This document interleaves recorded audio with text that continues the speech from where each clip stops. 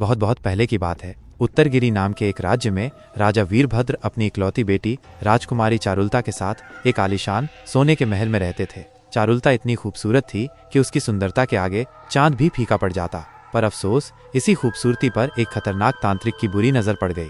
उसका नाम था बलाकेश। बलाकेश एक सुनसान पहाड़ी पर अपनी काली जादू की साधनाएं करता था। उसकी दुनिया अंधेरे और तबाही से भरी थी। जब उसने पहली बार महल के मेले में चारुलता को देखा तो उसका दिमाग घूम गया। उसे चारुलता को पाने की ऐसी सनक चढ़ी कि उसने एक बेहद खतरनाक काला जादू सिद्ध किया। इसका नाम था मायावी बंदी। ये कोई मामूली टोटका नहीं था। ये एक ऐसा काला जादू था जो किसी भी इंसान की आत्मा को अपनी मुट्ठी में कैद कर सकता था, वो भी उसकी मर्जी के खिलाफ।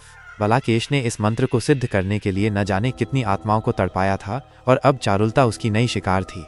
अमावस की वो रात जब बाहर घना अंधेरा छाया था, बलाकेश ने अपनी पहाड़ी पर बैठकर हवा में कुछ अजीबोगरीब मंत्र फूंके। उसके मंत्रों से एक ऐसी अदृश्य ठंडी परछाई निकली जो सीधे महल की तरफ तेजी से बढ़ी।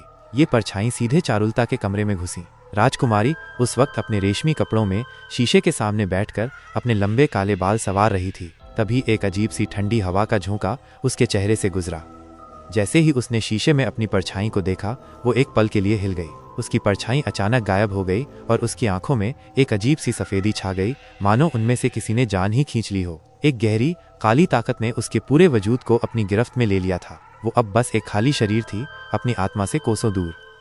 अगली सुबह राजमहल में एक अजीब सी खामोशी छाई हुई थी। चारुलता अपने कमरे से बाहर नहीं निकली। जब दासियों ने उसे जगाने की कोशिश की तो वो डर से कांप उठी। चारुलता घंटों तक बिना पलक झपकाए एक ही जगह खड़ी रहती। उसकी आंखें किसी डरावनी गुड़िया जैसी दिखती थीं। कभी कभी वो अचानक ही चीखने लगती। उसकी आवाज में एक अजीब सी कर्कशता थी जो उसकी अपनी लगती ही नहीं थी। फिर कभी वो खुद से ही बेतुकी बातें करने लगती जिसका कोई मतलब नहीं होता था। पूरे महल में एक डर का माहौल फैल गया। दरबारी आपस में फुसफुसाने लगे, राजकुमारी पर जरूर किसी ने काला जादू किया है। राजा वीरभद्र अपनी लाडली बेटी का ये हाल देखकर अंदर से टूट गए थे। उन्होंने फौरन राज्य के सबसे बूढ़े और समझदार तांत्रिक गणनाथ बाबा को बुलवाया। गणनाथ बाबा ने जैसे ही चारुलता को देखा, उनके माथे पर चिंता की लकीरें गहरी हो गईं। उनकी आंखों में एक भयानक सच चमक रहा था। राजा साहब, गणनाथ ने गंभीर आवाज में कहा, आपकी बेटी की आत्मा इस वक्त बलाकेश नाम के एक बहुत पावरफुल तांत्रिक के काबू में है। ये कोई आम वशीकरण नहीं, बल्कि मायावी बंदी है। उसकी आत्मा उसकी जादुई मणि में कैद होने वाली है। अगर जल्द ही कुछ नहीं किया गया तो राजकुमारी की आत्मा हमेशा के लिए उस नर्क में फंस जाएगी और कभी वापस नहीं आ पाएगी। राजा के चेहरे का रंग उड़ गया था। उन्होंने अपने राज्य में ऐसी मुसीबत की कल्पना भी नहीं की थी। गणनाथ बाबा ने तुरंत एक अनुष्ठान की तैयारी शुरू कर दी। उन्होंने चारुलता की दिवंगत मां की पुरानी पूजा की चौकी पर आसन लगाया, जहां सदियों से अच्छी ऊर्जाएं बहती थीं। उन्होंने 11 रातों का एक बड़ा यज्ञ शुरू किया, जिसका मकसद था बलाकेश की शक्ति को तोड़ना और चारुलता की आत्मा को आजाद कराना। उधर पहाड़ी की चोटी पर बैठा बलाकेश हर दिन चारुलता की आत्मा से बात करता।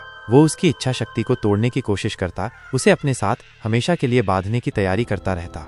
उसकी मणि में चारुलता की आत्मा की चमक हर दिन और तेज होती जा रही थी। महल में यज्ञ की आग जल रही थी और पहाड़ी पर बलाकेश की बुरी साधनाएं अपनी हद पर थीं। ये आत्माओं और शक्तियों के बीच एक अदृश्य जंग थी।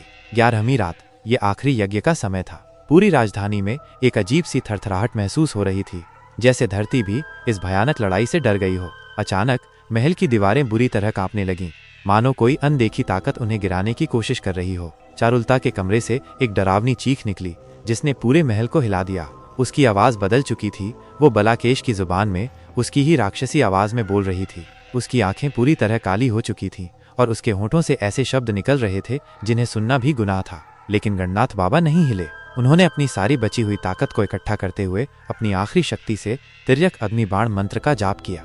ये मंत्र ऐसा था जो आत्माओं की सबसे मजबूत जंजीरों को भी तोड़ सकता था, उन्हें आजाद कर सकता था। जैसे ही उन्होंने मंत्र पूरा किया, एक तेज दहकती हुई आग की लहर चारुलता के कमरे की तरफ बिजली की रफ्तार से दौड़ी, जैसे कोई आग का सांप अपने शिकार की ओर बढ़ रहा हो। अगले ही पल एक तेज चमक के साथ चारुलता जमीन पर गिर गई। उसके होठों से खून बह रहा था, लेकिन उसके चेहरे पर एक अजीब सी शांति छा गई थी, जैसे वो किसी गहरी नींद से अभी अभी जागी हो। उसी पल दूर पहाड़ी पर बलाकेश की जादुई मणि, जिसमें चारुलता की आत्मा कैद थी, एक तेज रोशनी के साथ जलकर राख हो गई। सबने सोचा कि बलाकेश का खेल खत्म हो गया और राजकुमारी आजाद हो गई। लेकिन ये कहानी का एंड नहीं था।